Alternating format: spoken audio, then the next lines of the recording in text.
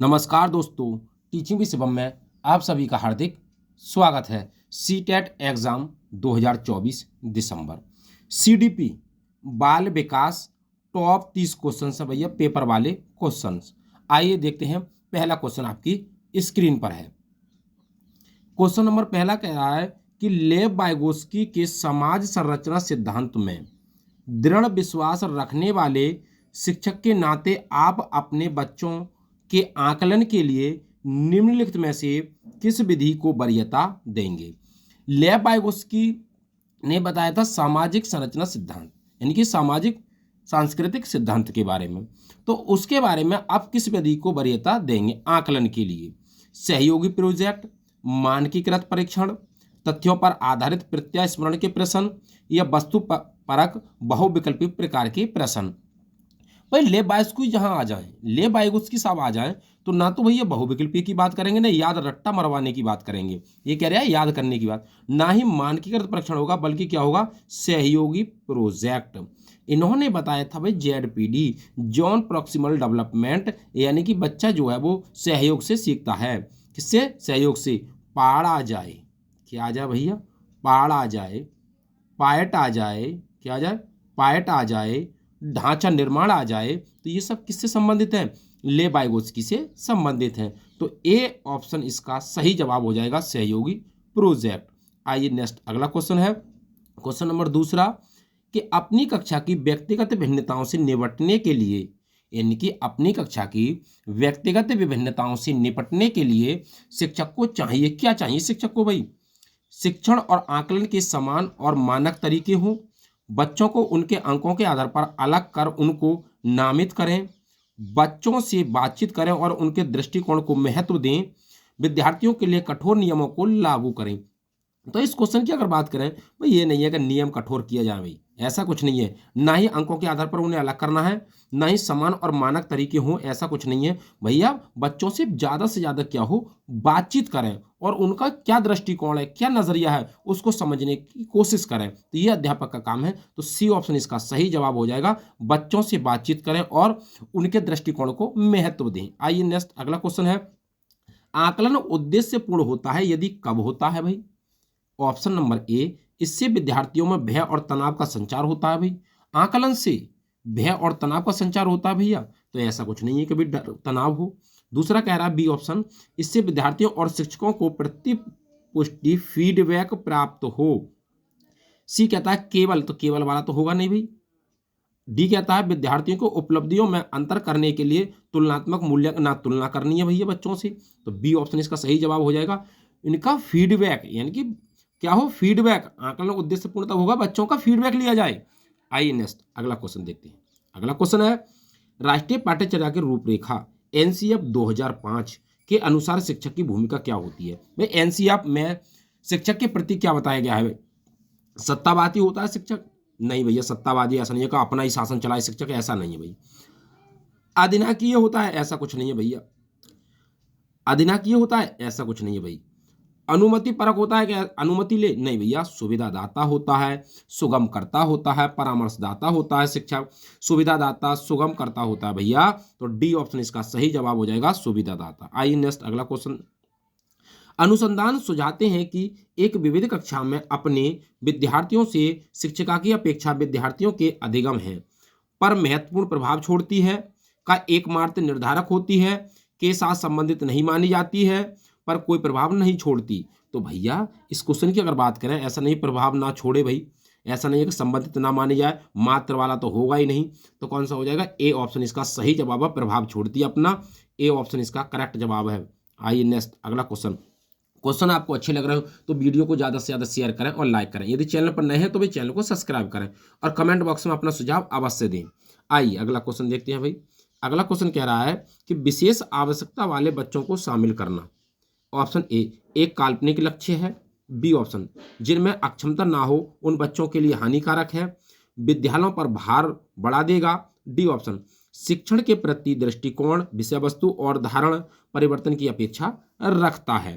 तो इस क्वेश्चन का सही जवाब कौन सा हो जाएगा? ना तो भार बढ़ाना है भैया, ना ही बच्चों के लिए हानिकारक है, ना ही काल्पनिक लक्ष्य है, बल्कि क्या है, शिक्षण के प्रति दृष्टिकोण क्या दृष्टिकोण है इसका भाई, क्या नजरिया है, विषय वस्तु कौन सी है भैया, अवधारणा क्या है, परिवर्तन की अपेक्षा रखता है, डी ऑप्शन करेक्ट जवाब हो जाएगा। नेक्स्ट अगला क्वेश्चन है विविध प्रकार की सामाजिक, आर्थिक और सांस्कृतिक पृष्ठभूमि के बच्चों से युक्त कक्षा सभी विद्यार्थियों के अधिगम अनुभवों को बढ़ाती हैं, ये कथन है। ऑप्शन नंबर पहला, तो ये कथन क्या है भाई, गलत है क्योंकि बच्चों के लिए दुविधा उत्पन्न करेगा। दुविधा ऐसा कुछ नहीं है भैया कि दुविधा उत्पन्न हो जाए भैया। बी ऑप्शन सही है क्योंकि बच्चे अपने साथियों से अनेक कौशल सीखते हैं, हो सकता है भाई। सी देखते हैं जरा, सही है क्योंकि इससे कक्षा अधिक श्रेणीबद्ध दिखाई देती है, ऐसा कुछ नहीं है कि कक्षा श्रेणीबद्ध दिखाई दे। गलत है क्योंकि अनावश्यक स्पर्धा की ओर, ना भैया ऐसा नहीं है कि अनावश्यक चीजों की ओर ले जाए, ना भैया। विविध प्रकार की सामाजिक और आर्थिक पृष्ठभूमि से जो बच्चे आते हैं तो इससे ऐसा कुछ नहीं होता है कि बच्चे के अंदर क्या हो, दुविधा उत्पन्न हो या श्रेणीबद्ध हो या किसी अनावश्यक चीज की ओर ले जाया सकता बच्चे को, नहीं भैया। बल्कि क्या होता है, अलग अलग पृष्ठभूमि से जब बच्चे आते हैं तो बच्चे एक दूसरे से अनेक प्रकार के कौशल सीखते हैं। तो बी ऑप्शन इसका सही जवाब हो जाएगा, अनेक कौशल एक दूसरे से सीखते हैं। नेक्स्ट अगला क्वेश्चन है, और अगला क्वेश्चन कह रहा है कि सुनने में असमर्थ बच्चा, सुनने में जब असमर्थ बच्चा है, ऑप्शन नंबर ए, श्रवण असमर्थता वाले बच्चों के विद्यालय में ही भेजा जाना चाहिए, नियमित विद्यालय में नहीं। बी ऑप्शन केवल अकादमिक शिक्षा में लाभ नहीं उठा पाएगा, उसे उसके स्थान पर व्यावसायिक शिक्षा दी जानी चाहिए। सी ऑप्शन, नियमित विद्यालय में बहुत अच्छा कर सकता है यदि उसे उपयुक्त सुविधा और साधन उपलब्ध कराए जाएं। डी ऑप्शन, नियमित विद्यालय में अपने सहपाठियों के समान कभी प्रदर्शन नहीं कर सकेगा। तो इस क्वेश्चन को जरा देखें। अब कह रहा है कभी केवल वाला तो होगा नहीं, असमर्थता वाला नहीं होगा, नियमित विद्यालय में भेजना पड़ेगा भाई। कह रहा सी ऑप्शन में जरा देखें, नियमित विद्यालय में बहुत अच्छा कर सकता है यदि उसे उपयुक्त सुविधा मिल जाए और सामान उपलब्ध कराया जाए, यानी कि साधन जो है यानी कि जो भी साधन है उसको उपलब्ध कराया जाए तो प्रदर्शन अच्छा कर सकता है असमर्थ बच्चा। आइए नेक्स्ट अगला क्वेश्चन, और अगला क्वेश्चन क्या कह रहा है भाई, निम्नलिखित में से कौन सी विशेषता प्रतिभावान शिक्षार्थी की है, यानी कि प्रतिभाशाली बच्चे की कौन सी विशेषता है। पहला ऑप्शन, वह आक्रामक और कुंठित हो जाता है। बी ऑप्शन, यदि कक्षा की गतिविधियां अधिक चुनौतीपूर्ण नहीं होती हैं तो वह कम प्रेरित अनुभव करता है और ऊब जाता है। वह बहुत तनुक मिजाज होता है। डी ऑप्शन, वह रस्मी व्यवहार करता है जैसे हाथ थपथपाना, डोलना आदि। यह प्रतिभाशाली बच्चे की जो है वो कौन सी विशेषता है। तो क्या होता है प्रतिभाशाली बच्चे की बात करें, यदि कक्षा की गतिविधियां अधिक चुनौतीपूर्ण नहीं होती हैं तो वह कम प्रेरित अनुभव करेगा और बच्चा ऊब जाएगा। बी ऑप्शन इसका सही जवाब हो जाएगा। आइए नेक्स्ट क्वेश्चन देखते हैं। अगला क्वेश्चन क्या कहता है, कह रहा है कि एक शिक्षिका अपनी प्राथमिक कक्षा में प्रभावी अधिगम को बढ़ा सकती है, कैसे भाई। ऑप्शन नंबर ए, अधिगम में छोटी छोटी उपलब्धियों के लिए पुरस्कार देकर। बी ऑप्शन, ड्रिल और अभ्यास के द्वारा। सी ऑप्शन, अपने विद्यार्थियों में प्रतियोगिता को प्रोत्साहन देकर। डी ऑप्शन, विषय वस्तु को विद्यार्थियों के जीवन के साथ संबंधित करके। भैया तो जरा बताएं भाई कि अगर एक शिक्षिका अपनी प्राथमिक कक्षा में प्रभावी अधिगम को कैसे बढ़ा सकती है। क्या पुरस्कार देना भी सही बात है कि पुरस्कार देकर बच्चे को ज़्यादा सिखाया जा सकता है। अगला देखें, ड्रिल अभ्यास के द्वारा ऐसा कुछ नहीं है, प्रोत्साहन देकर ऐसा कुछ नहीं है। भैया बच्चे के जीवन के साथ संबंधित करना है विषय वस्तु को, जो भी आप विषय वस्तु पढ़ाएं तो उसके जीवन से जोड़ते हुए पढ़ाएं।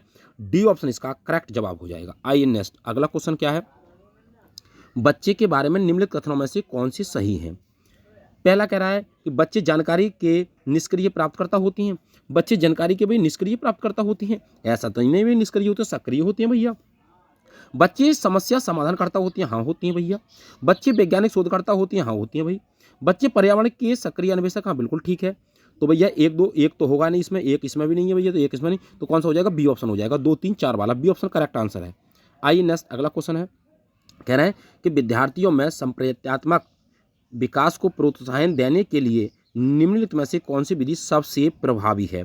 इसको कॉन्सेप्ट को, संप्रत्यात्मक विकास को प्रोत्साहन देने की बात कर रहा है भैया। पहला ऑप्शन, पुराने प्रत्ययों से किसी संदर्भ के बिना नए प्रत्ययों को अपने आप समझा जाना चाहिए। बी ऑप्शन, याद करने के लिए कहकर विद्यार्थियों के गलत विचारों को सही विचारों में बदलना। सी ऑप्शन, विद्यार्थियों को बहुत से उदाहरण देना और उन्हें तर्क शक्ति का उपयोग करने के लिए प्रोत्साहन करना। डी ऑप्शन, जब तक विद्यार्थियों में वांछित संप्रत्यात्मक परिवर्तन ना हो जाए तब तक दंड का उपयोग करना। तो इस क्वेश्चन की अगर बात की जाए भैया, क्या अभी दंड की बात करेंगे भाई, दंड की बात करें भाई, गलत विचारों की बात करेंगे। नए प्रत्ययों को, हाँ बिल्कुल हो सकता है भाई ये वाला कि बिना नए प्रत्ययों को समझे अपने आप समझ जाएगा बच्चा, नहीं। विद्यार्थियों को बहुत से उदाहरण देना, जब बच्चा ना समझे तो अलग अलग तरीके के उदाहरण दें, कोई सा उदाहरण तो उसकी समझ में आएगा भैया, और तर्क शक्ति का उपयोग करा तब बच्चा प्रोत्साहित होगा। सी ऑप्शन इसका करेक्ट जवाब हो जाएगा। आइए नेक्स्ट, अगला क्वेश्चन क्या कहता है, प्राथमिक विद्यालय के बच्चे उस वातावरण में सबसे प्रभावी ढंग से सीखेंगे। कौन सी वातावरण में भैया? पहला ऑप्शन, जहां उनकी संवेगात्मक आवश्यकताओं की पूर्ति होती हो और वे अनुभव करते हैं कि वे महत्वपूर्ण हैं। बी ऑप्शन, जहां शिक्षक एकाधिकारवादी और स्पष्ट आदेश देता है कि क्या किया जाना चाहिए। तो ऐसा तो नहीं है भाई कि बिल्कुल क्लियर कर दें कि भाई ये एक ही अधिकार हो, ऐसा कुछ नहीं है भाई। बी ऑप्शन, जहां मूल रूप से पढ़ने लिखने और गणित की संख्यात्मक कुशलताओं पर ध्यान का केंद्रित होता है और बल देना नहीं है भैया, बल नहीं देंगे भैया किसी चीज़ पर। जब जोर दिया ना, नहीं भाई जोर नहीं दिया जाएगा। निष्क्रिय कर रहा है इसमें भाई, पढ़ने की कोई बात नहीं, निष्क्रिय गलत है भाई। कौन सा हो जाएगा? उनकी संवेगात्मक आवश्यकताओं की पूर्ति होती है और वे अनुभव करते हैं। तो ए ऑप्शन इसका करेक्ट जवाब हो जाएगा। नेक्स्ट अगला क्वेश्चन है, एक बच्चा खिड़की के सामने से एक कुएं को उड़ता हुआ देखता है और कहता है एक पक्षी। इससे बच्चे के विचार के बारे में क्या पता चलता है? पहला ऑप्शन, बच्चे की स्मृतियां पहले से भंडारित होती हैं। दूसरा, बच्चे में पक्षी का प्रत्यय विकसित हो चुका है। सी ऑप्शन, बच्चे ने अपने अनुभव बताने के लिए भाषा के कुछ उपकरणों का विकास कर लिया है। ए और बी, बी और सी, केवल बी, और ए और बी सी। तो बताएं इस क्वेश्चन का सही जवाब क्या हो जाएगा? इस क्वेश्चन का केवल सही जवाब है बच्चे में पक्षी का प्रत्यय विकसित हो चुका है, क्योंकि उसने पक्षी के बारे में कहा है। तो दूसरा ऑप्शन करेक्ट जवाब हो जाएगा, केवल बी वाला हो जाएगा भाई। आइए नेक्स्ट अगला क्वेश्चन, और अगला क्वेश्चन कौन सा है, कोई शिक्षिका अपने विद्यार्थियों को क्या कहे कि उन्हें भीतरी प्रेरणा के साथ कार्य करने के लिए प्रोत्साहित कर सकें। पहला ऑप्शन, चलो इसे उसके करने से पहले समाप्त कर लो। बी ऑप्शन, तुम उसके जैसे क्यों नहीं हो सकते, देखो उसने इसे एकदम ठीक कर दिया। सी ऑप्शन, काम जल्दी पूरा करो तो तुम्हें एक टॉफी मिलेगी। डी ऑप्शन, इसे करने की कोशिश करो तुम सीख जाओगे। तो प्रोत्साहित बच्चे को करना है तो ज़्यादा से ज़्यादा कैसे प्रोत्साहित हो सकता है भैया? इसे करने की कोशिश करो तुम सीख जाओगे, टोपी फोपी की कोई बात नहीं भैया। नहीं ऐसा नहीं एकदम ठीक हो जाएगा ना समाप्त कर लो, नहीं, बच्चा को इसे कोशिश करो तुम सीख सकते हो, तुम सीख जाओगे। इससे बच्चे को इस प्रकार से मोटिवेट करना है तो बच्चा प्रोत्साहित हो जाएगा। डी ऑप्शन इसका करेक्ट जवाब हो जाएगा। आइए नेक्स्ट अगला क्वेश्चन है भाई, कोई शिक्षिका अपने विद्यार्थियों को अध्ययन करने हेतु आंतरिक रूप से उत्प्रेरित करने के लिए कैसे प्रोत्साहित कर सकती है? पहला ऑप्शन, उनमें चिंता और डर पैदा करके। बी ऑप्शन, प्रयोगात्मक परीक्षण से। सी ऑप्शन, व्यक्तिगत लक्ष्य निर्धारित करने और उनमें निपुणता पाने में उन्हें मदद देकर। डी ऑप्शन, साफ दिखाई पड़ने वाले इनाम देकर, जैसे टॉफी भैया। तो भाई फिर वही बात आ रही है, उत्प्रेरित बच्चे को कैसे प्रोत्साहित किया जा सकता है? कोई शिक्षिका है तो कैसे करेंगे भैया? टॉफी फॉफी की कोई बात होगी नहीं, डर पैदा करेंगे, नहीं चिंता, नहीं कोई प्रयोगात्मक परीक्षण ले, व्यक्तिगत लक्ष्य निर्धारित करने और उसमें निपुणता पाने में उसकी मदद करना। तो सी ऑप्शन इसका करेक्ट जवाब हो जाएगा। आइए नेक्स्ट अगला क्वेश्चन है, कह रहे हैं कि किसी प्रारंभिक कक्षा में प्रभावशाली शिक्षक का उद्देश्य विद्यार्थियों को उत्प्रेरित करना होगा। कब? पहला ऑप्शन, सीखने के लिए, जिससे वे जिज्ञासु बने और सीखने के लिए सीखना पसंद करें। बी ऑप्शन, रट कर याद करना, नहीं भैया रट्टा नहीं, दंडात्मक नहीं भैया, ऐसे काम करने के लिए जिससे परीक्षा के अंत में वे अधिक अंक प्राप्त कर सकें। तो ऐसा कुछ नहीं है कभी परीक्षा के अंत में ज़्यादा से ज़्यादा अंक ग्रहण कर सकें। जिज्ञासु बने, क्या बने भैया? जिज्ञासु बने। ए ऑप्शन इसका करेक्ट जवाब हो जाएगा, जिज्ञासु बने। आइए नेक्स्ट अगला है, निम्नलिखित में से कौन सा उदाहरण प्रभावशाली विद्यालय की प्रथा का है? निरंतर तुलनात्मक मूल्यांकन करना, शारीरिक दंड, व्यक्तिगत सापेक्ष अधिगम, प्रतियोगात्मक कक्षा। तो भी सही आंसर इसका कौन सा हो जाएगा? इसका करेक्ट जवाब जो हो जाएगा वो हो जाएगा व्यक्ति सापेक्ष अधिगम। सी ऑप्शन इसका करेक्ट जवाब है। आइए नेक्स्ट अगला क्वेश्चन है, विकास का सिर पदाभिमुख दिशा सिद्धांत व्याख्या करता है कि विकास इस प्रकार आगे बढ़ता है, किससे? सामान्य से विशिष्ट कार्यों की ओर, भिन्न से एकीकृत कार्यों की ओर, या सिर से पैर की ओर, या ग्रामीण से शहरी क्षेत्रों की ओर। तो भैया विकास कैसे बढ़ता है? सिर से पैर की ओर। सी ऑप्शन इसका करेक्ट जवाब हो जाएगा, सिर से पैर की ओर। आइए नेक्स्ट अगला क्वेश्चन है, भाषा विकास के लिए सबसे संवेदनशील समय निम्नलिखित में से कौन सा है? जन्म पूर्व का समय, मध्य बचपन का समय, वयस्क अवस्था का समय, प्रारंभिक बचपन का समय। तो कौन सा समय है भैया? तो प्रारंभिक बचपन का समय है। डी ऑप्शन इसका करेक्ट जवाब हो जाएगा, प्रारंभिक बचपन का समय। नेक्स्ट अगला क्वेश्चन है, एक 6 वर्ष की लड़की खेलकूद में असाधारण योग्यता का प्रदर्शन करती है। उसके माता पिता दोनों ही खिलाड़ी हैं। उसे नृत्य प्रशिक्षण प्राप्त करने भेजते हैं और सप्ताहांत यानी सप्ताह के अंत में उसे प्रशिक्षण देते हैं। बहुत संभव है कि उसकी क्षमताएं निम्नलिखित दोनों के बीच परस्पर प्रतिक्रिया का परिणाम देंगी। आनुवंशिकता और पर्यावरण, वृद्धि और विकास, स्वास्थ्य प्रशिक्षण, अनुशासन और पौष्टिकता। तो वे किसको देंगी भाई? तो ये देंगी भैया आनुवंशिक और वातावरण की बात कर रहा है, यानी पर्यावरण की बात कर रहा है। तो ए ऑप्शन इसका करेक्ट जवाब हो जाएगा, क्योंकि माता पिता उसका सहयोग कर रहे हैं। आइए नेक्स्ट अगला, निम्नलिखित में से कौन सा सामाजिकरण के गौण वाहक हो सकते हैं? परिवार और पास पड़ोस, विद्यालय पास पड़ोस, विद्यालय निकटतम परिवार के सदस्य, परिवार और रिश्तेदार।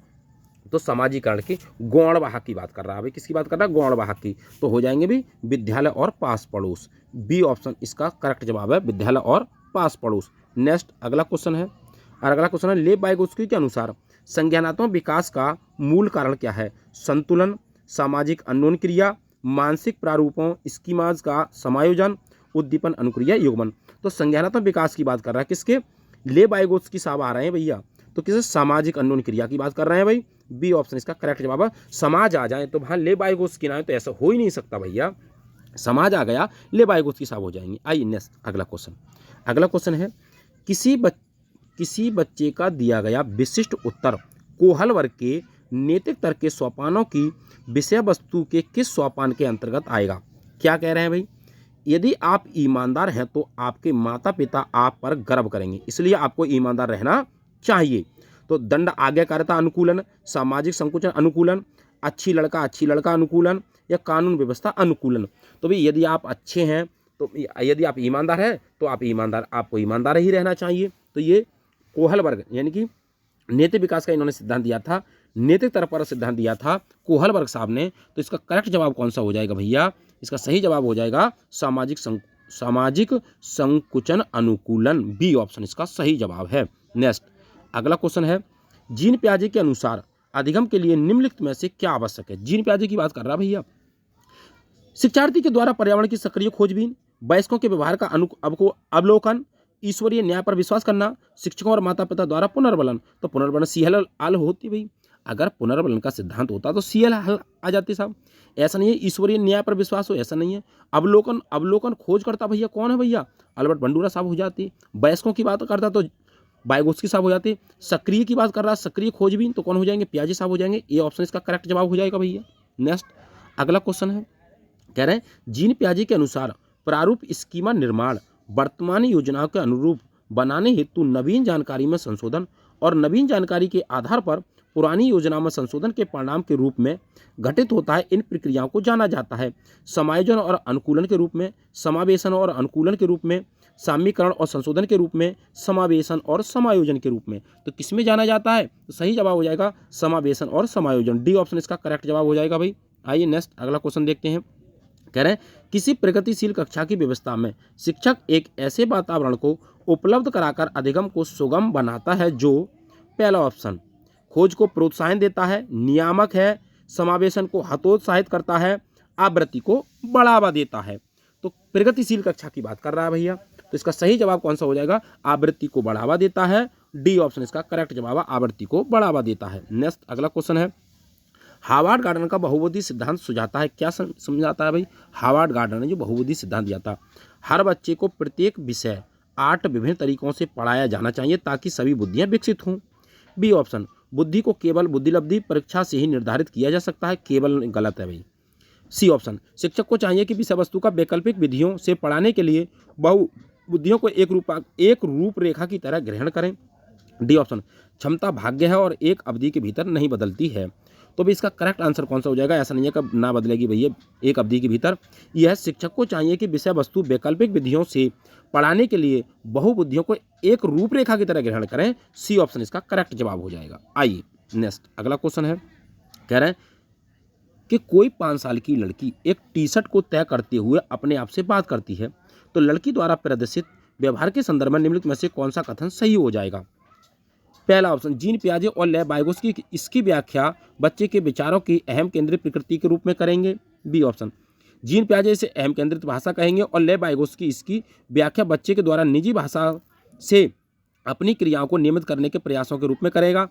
और दूसरा सी ऑप्शन, जीन पियाजे इसकी व्याख्या सामाजिक अन्योन्य क्रिया के रूप में करेंगे और लेव वाइगोत्स्की से खोजबीन के रूप में करेंगे। डी ऑप्शन, जीन पियाजे और लेव वाइगोत्स्की इसकी व्याख्या बच्चे के द्वारा अपनी मां के अनुकरण के रूप में करेंगे। जरा देखें भाई इसमें कौन सा हो सकता है। अब बात करें हम किसकी बात कर रहे हैं, कौन सा कथन है। 5 साल की लड़की है, अपने आप से बातें कर रही है, किससे, जब यानी कि टी शर्ट की क्या बना रही है, तय बनाते हुए, तो अपने आप से बातें करेंगी। तो भैया जीन पियाजे साहब इसे क्या कहेंगे, जीन पियाजे साहब इसे अहम केंद्रित भाषा कहेंगे और लेव वाइगोत्स्की साहब इसे क्या कहेंगे भैया, निजी भाषा कहेंगे। क्या कहेंगे, निजी भाषा कहेंगे। अनुकरण की बात करता तो भैया किसके, अनुकरण की बात कर, अनुकरण के रूप में कहेंगे, नहीं भैया, तो ये बी ऑप्शन इसका करेक्ट जवाब हो जाएगा। आइए नेक्स्ट अगला क्वेश्चन है, लिंग क्या है भैया। जैविक सत्ता है, शारीरिक संरचना, सामाजिक संरचना और सहज गुण भी है। अब लिंग क्या है, अगर लिंग होता भाई जेंडर, अगर यहाँ जेंडर लिख दे, लिंग के बराबर में क्या लिख दे, जेंडर, क्या लिख दे, जेंडर, तो हो जाता सामाजिक संरचना। लेकिन जेंडर नहीं है तो यहाँ पर हो जाएगा जैविक संरचना। तो ए ऑप्शन इसका करेक्ट जवाब हो जाएगा, जैविक सत्ता। तो उम्मीद करता हूँ दोस्तों सीडीपी विषय से संबंधित जो 30 महत्वपूर्ण प्रश्न थे आपको अच्छे लगे होंगे। वीडियो आपको अच्छी लगी हो तो वीडियो को ज़्यादा से ज़्यादा शेयर करें और लाइक करें। यदि चैनल पर नए हैं तो चैनल को सब्सक्राइब करें और भाई कमेंट बॉक्स में अपना सुझाव अवश्य दें। ऑल द बेस्ट, थैंक्स, जय हिंद, जय भारत।